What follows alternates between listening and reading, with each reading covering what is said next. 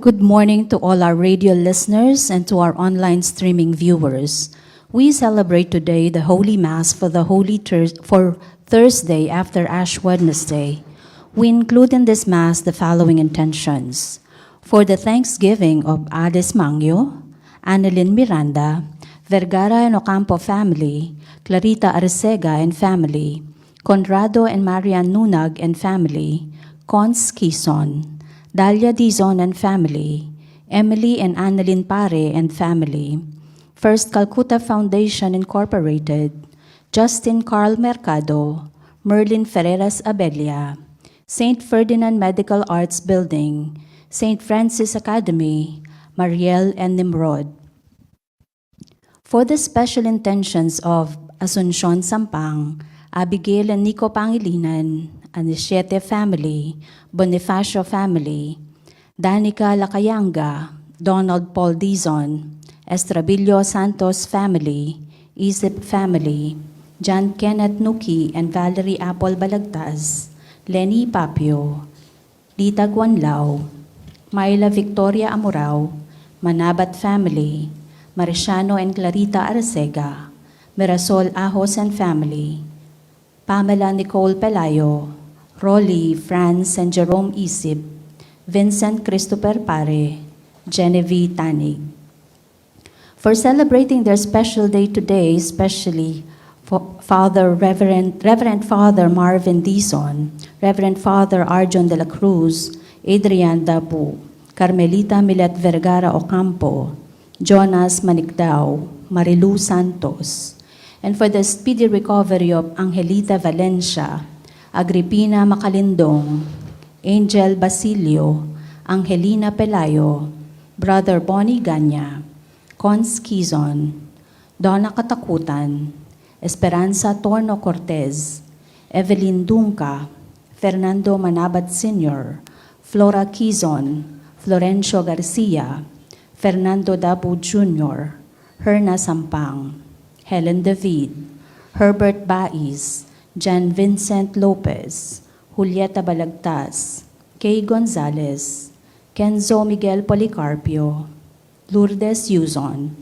Micael Bulaon, Orlando and Jonas Manarang, Orlando Serrano Sr., Policarpio Manabat, Renato David, Rosario Caingat, Rosita de la Cruz, Victorina Galang, and Winnie David.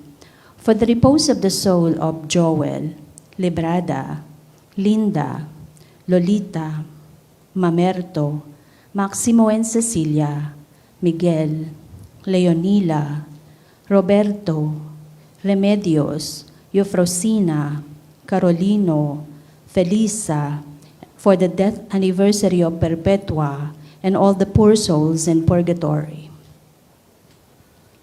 Our Eucharistic celebration will be presided by Reverend Father Guelbert T. Alubog of PACEM Missionaries, Magalang, Pampanga.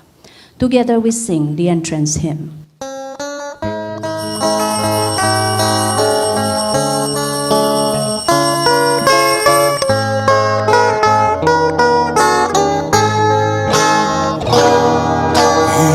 Itiyaing panahon, itiyaing karampatan, imbalayan lumibalik yadog keka, Iyong kekang anak miyubog na. In the name of the Father, and of the Son, and of the Holy Spirit. Amen. The Lord be with you. And with your spirit. Good morning, my brothers and sisters in Christ. Good morning, Father. Today is Thursday after the Ash Wednesday, and the Lord wants us to examine ourselves in order for us to connect to His heart. And we also include His Mass, all our prayer intentions. The people need our prayers, and for the healing of all person who need healing, and also all the souls in purgatory. My brethren, let us acknowledge our sins and so prepare ourselves to celebrate the sacred mysteries. You were sent to heal the contrite of heart. Lord, have mercy. Lord, have mercy. You came to call sinners. Christ, have mercy. Christ, have mercy. You are seated at the right hand of the Father to intercede for us. Lord, have mercy. Lord, have mercy. May Almighty God have mercy on us, forgive us our sins, and bring us to everlasting life. Amen. Let us pray.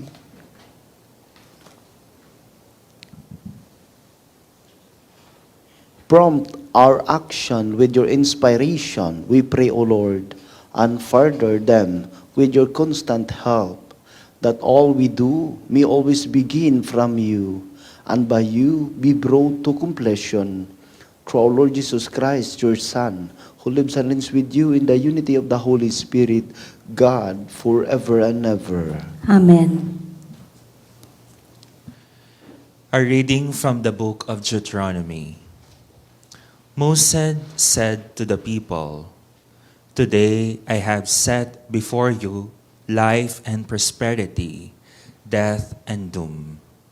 If you obey the commandments of the Lord, your God, which I enjoin on you today, loving Him and walking in His ways and keeping His commandments, statutes and decrees, you will live and grow numerous, and the Lord your God will bless you in the land you are entering to occupy. If, however, you turn away your hearts and will not listen, but are led astray and adore and serve other gods, I tell you now that you will certainly perish. You will not have a long life on the land that you are crossing the Jordan to enter and occupy. I call heaven and earth today to witness against you. I have set before you life and death, the blessing and the curse. Choose life, then, that you and your descendants may live by loving the Lord your God, heeding His voice and holding fast to Him. For that will mean life for you, a long life for you to live on, the land that the Lord swore He would give your fathers Abraham, Isaac, and Jacob.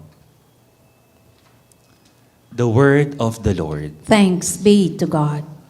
Blessed are they who hope in the Lord. Blessed are they who hope in the Lord. Blessed the man who follows not the counsel of the wicked, nor walks in the way of sinners, nor sits in the company of the insolent, but delights in the law of the Lord, and meditates on His law day and night. Blessed are they who hope in the Lord. He is like a tree planted near running water, that yields its fruit in due season, whose leaves never fade, whatever he does prospers. Blessed are they who hope in the Lord. Not so the wicked, not so. They are like chaff, which the wind drives away. From the Lord watches over the way of the just, but the way of the wicked vanishes. Blessed are they who hope in the Lord. Let us honor the Holy Gospel.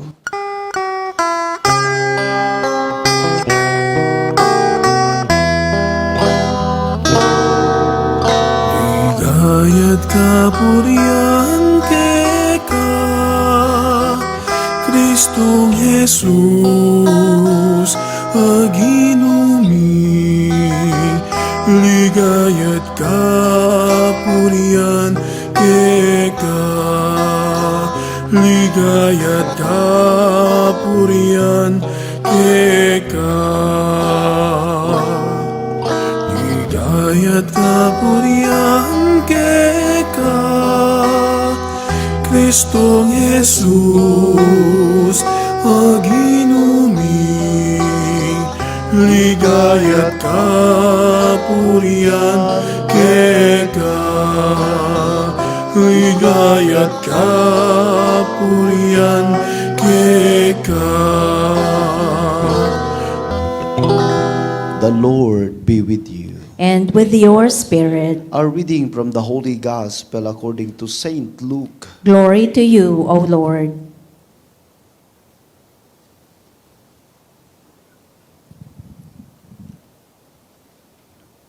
Jesus said to his disciples, "The Son of Man must suffer greatly and be rejected by the elders, the chief priests and the scribes, and be killed, and the third day be raised."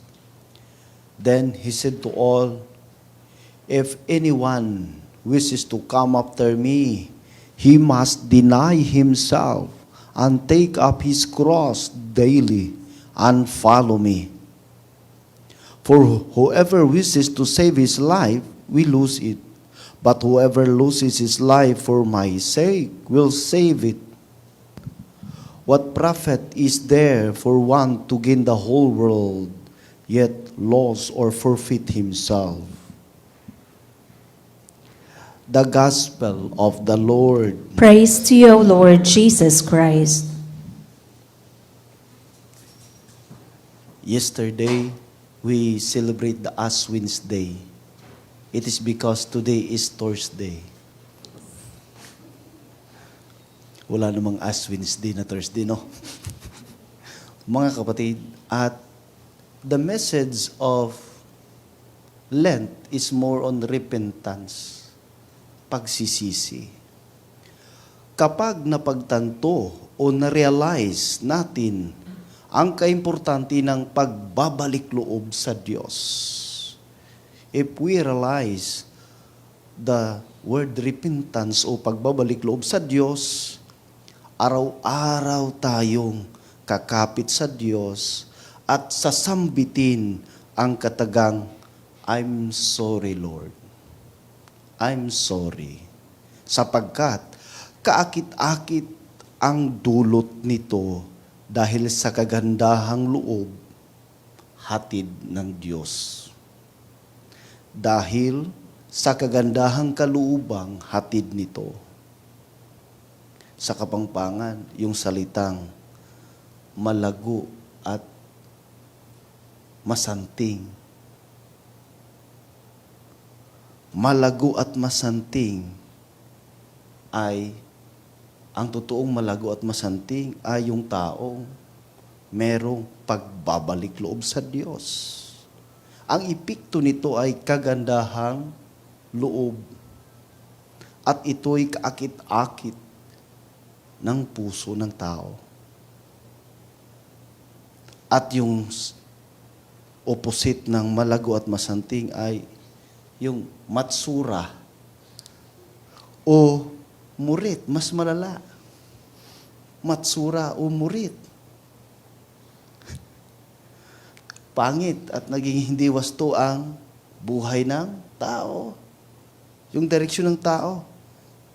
Dahil dulot sa kasalanan at epekto nito ay masama ang loob. Kasamaan ng loob. In the beginning, mga kapatid, in creation story, kung maintindihan natin, in Genesis chapter 1, verse 26, sabi ng Diyos, "Let us make man in our own image and likeness." kung maintindihan natin na tayo ay ginawa ng Diyos ng punong-puno ng pagmamahal. The image of God is love. At tayo ay ginawa ng Diyos ng punong-puno ng pagmamahal. Kung makita natin yan sa ating buhay, mga kapatid, napakaganda, lumiliwanag ang puso at pag-iisip ng tao. It is because nakita niya ang kagandahang loob ng Diyos sa kanya. Hindi siya makapagpanakit sa kapwa. Hindi siya magmumura. At makapagsabi siya, I am beautiful. I am loved. I am forgiven by the mercy of God. I am beautiful. I am loved. I am forgiven by the mercy of God. You are beautiful. You are loved. You are forgiven by the mercy of God. You are beautiful. You are loved. You are forgiven by the mercy of God. Turning our hearts to God. Pagbabalik loob sa Diyos ay makikita ang kagandahang loob dulot ng Diyos sa atin at sa ating kapwa. That is why, ang epekto ng tao nang may pagbabalik loob sa Diyos, hindi siya nagiging matsura at murit. Hindi siya nagiging masama sa iba din. Halimbawa, nagiging murit o matsura ang isang tao dahil sa galit, puot, sama ng loob, pagmumura. Nagiging matsura at murit ang isang tao dahil siya ay nagmumura. Inggit, pride, at pagnanakaw. Nagiging murit at matsura ang isang tao sa pagnanakaw. At yung pagnanakaw, hindi lang pagnanakaw sa mga gamit, kundi pagnanakaw sa pagmamahal ng iba. Ninanakaw minsan yung pagmamahal ng iba. Kaya nga, mga kapatid, ito ay hindi kayon-ayon sa kalooban ng Diyos. Kaya nga sa unang pagbasa, mga kapatid, sinasabi ni Moises na ang epekto ng kasalanan ay mahiwalay sa grasya ng Diyos. Hindi naging mapalad ang tao kapag siya ay hindi sumunod sa kalooban ng Diyos. Ang makasarili at di susunod kay Jesus ay may mabigat na kalooban. Ngunit ang taong sumunod kay Jesus ay maging maganda ang kanyang kalooban. Dahil ang epekto ng pagbabalik loob sa Diyos ay ang pagsunod kay Jesus. Pagsunod kay Jesus dahil madama ang tunay na kagandahang dulot ng buhay. Lumiliwanag ang puso at isip at naintindihan na sa Diyos lamang ang tunay na kapahingahan. Kaya nga sabi ni Jesus, what a profit is there for one to gain the whole world, yet forfeit himself. At mga kapatid, if anyone wishes to come after me, he must deny himself and take up his cross daily and follow me. At yan ang sabi ni Jesus, sabi ng salita ng Diyos. At yun po ang kagandahang loob, kaakit-akit ang pagsunod kay Jesus. Dahil unang-una tayo ay bumabalik sa Kanya. Ang tanong sa ating buhay, gusto ba nating maging malago at masanting, maganda o gwapo ang ating buhay? Magpakumbaba tayo at magbalik loob sa Diyos upang tayo ay hindi magiging matsura o murit forever. Amen. King lagyuning igpaampun niya nakampuning Espiritu Santo.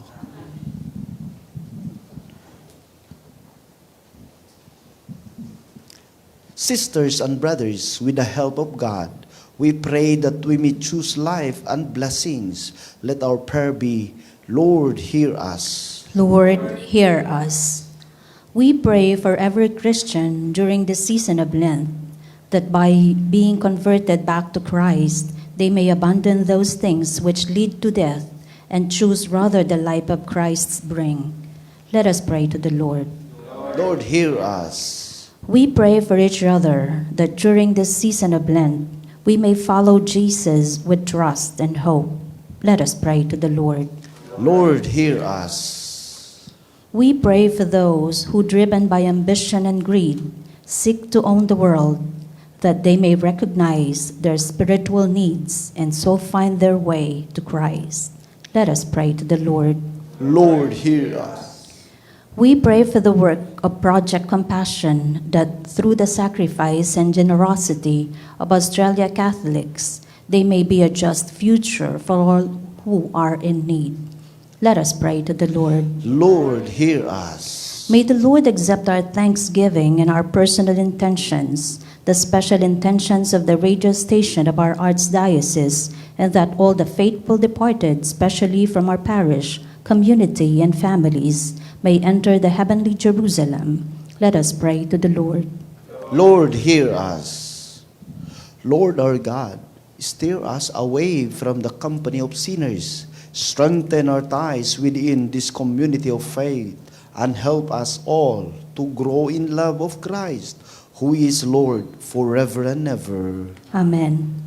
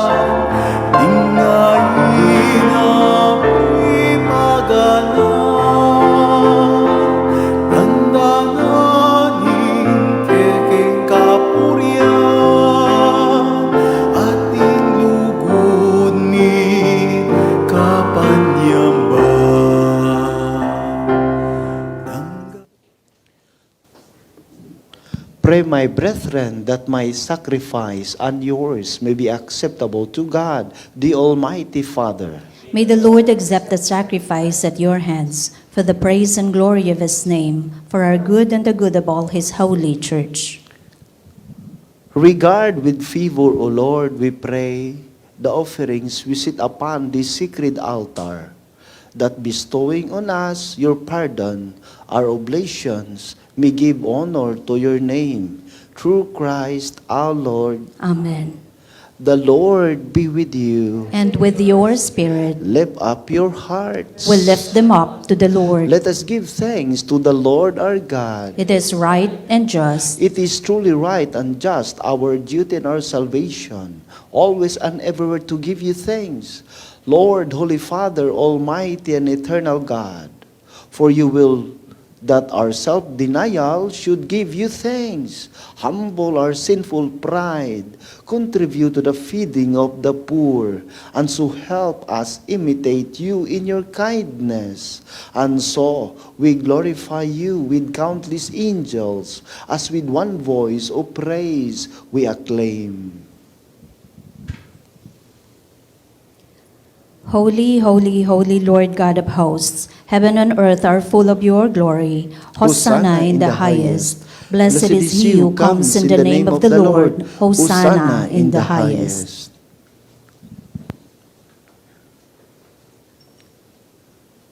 You are indeed holy, O Lord, the fount of all holiness. Make holy therefore these gifts, we pray, by sending down your Spirit upon them like the dewfall, so that they may become for us the body and blood of our Lord Jesus Christ. At the time he was betrayed and entered willingly into his passion, he took bread and giving thanks, broke it and gave it to his disciples, saying, "Take this, all of you, and eat of it, for this is my body, which will be given up for you."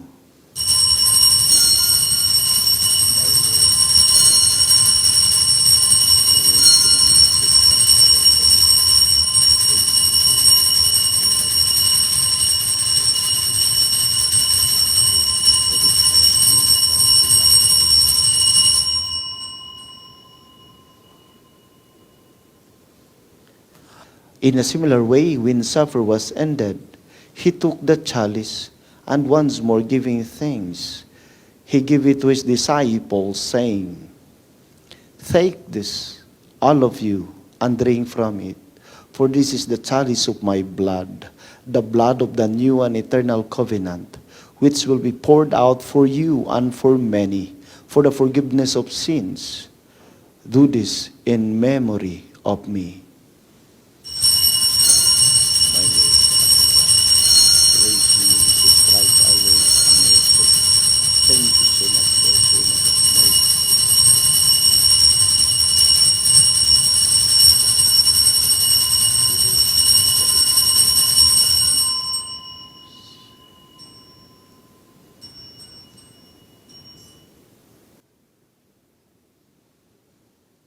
The mystery of our faith.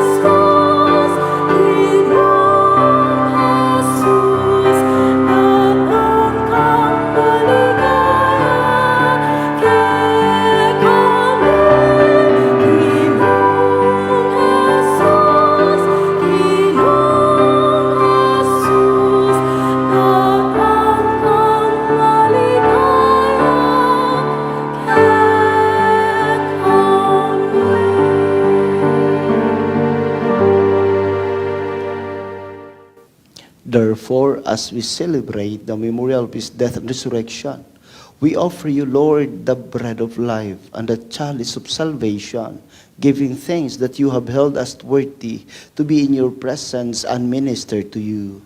Humbly we pray that partaking of the body and blood of Christ, we may be gathered into one by the Holy Spirit. Remember, Lord, your church is spread throughout the world, and bring her to the fullness of charity, together with Leo our Pope, and Florentino our Bishop, Paciano our Bishop Emeritus, and all the clergy. Your people gathering here this morning, O Lord, online and in radio, Panginoon, yakapin mo sila, Panginoon, kung ano ang mga intentions, mga dasal, Panginoon, kagalingan, sa mga karamdaman na kanilang naranasan. Ipadama mo po, Panginoon, ang iyong pagpapala, pagmamahal, upang makapagbigay din sa iba ng pagmamahal at pagpapatawad.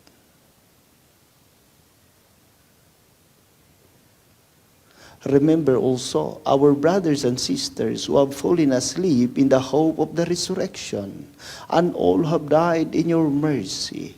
Welcome them into the light of your face. Have mercy on us all, we pray, that with the Blessed Virgin Mary, Mother of God, with Saint Joseph, her most chaste spouse, and with the blessed apostles, and all the saints, Saint Carlo Acutis, San Fernando, who have pleased you throughout the ages, we may merit to be co-heirs to eternal life, and may praise and glorify you through your Son, Jesus Christ. Through him, with him, and in him, O God, Almighty Father, in the unity of the Holy Spirit, all glory and honor is yours forever and ever. Amen. At the Savior's command and formed by divine teaching, we dare to say,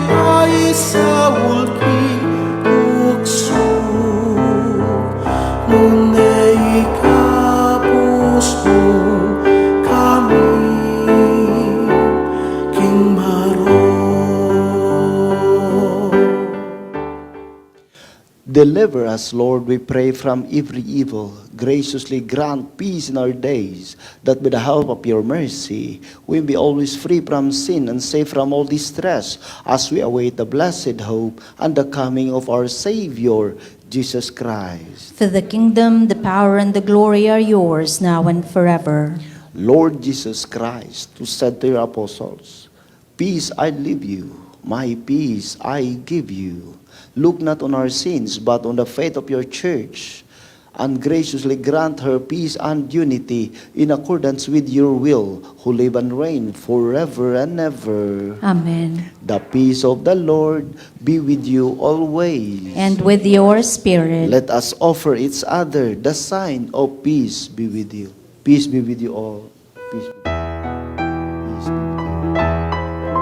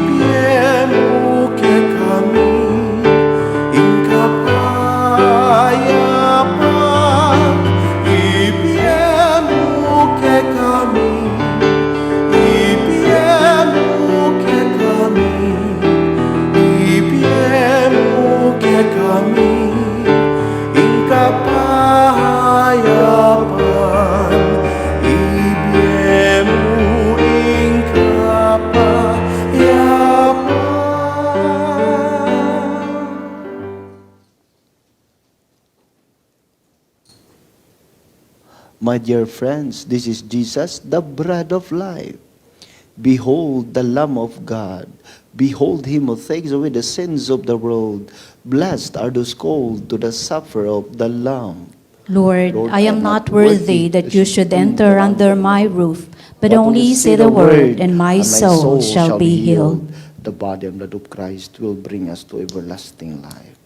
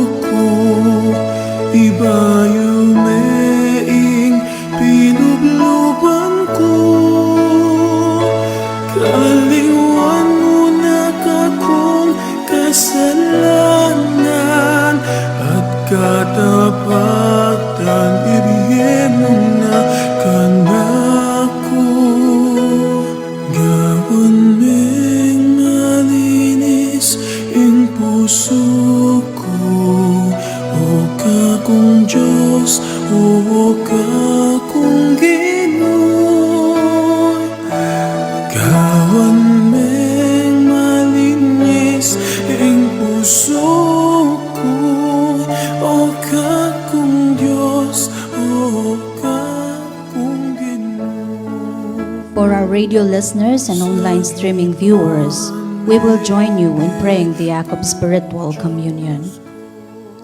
My Jesus, I believe that you are present in the most holy sacrament. I love you above all things, and I desire to receive you into my soul. Since I cannot at this moment receive you sacramentally, come at least spiritually into my heart. I embrace you as if you were already there. and unite myself wholly to you. Never permit me to be separated from you. Amen.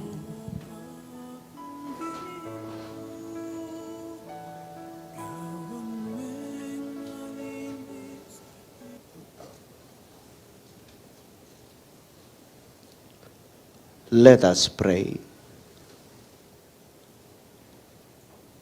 Having received the blessing of your heavenly gifts, we humbly beseech you, Almighty God, that Thee may always be for us a source both of pardon and of salvation, through Christ our Lord. The Lord be with you. And with your spirit. Almighty God, you have made known to your people the ways of eternal life. Lead them to the path, we pray. To you, the unfading light, through Christ our Lord. Amen. May Almighty God bless you all, the Father and the Son and the Holy Spirit. Amen. The Mass has been offered. Go in peace to love and serve the Lord by your life. Thanks be to God.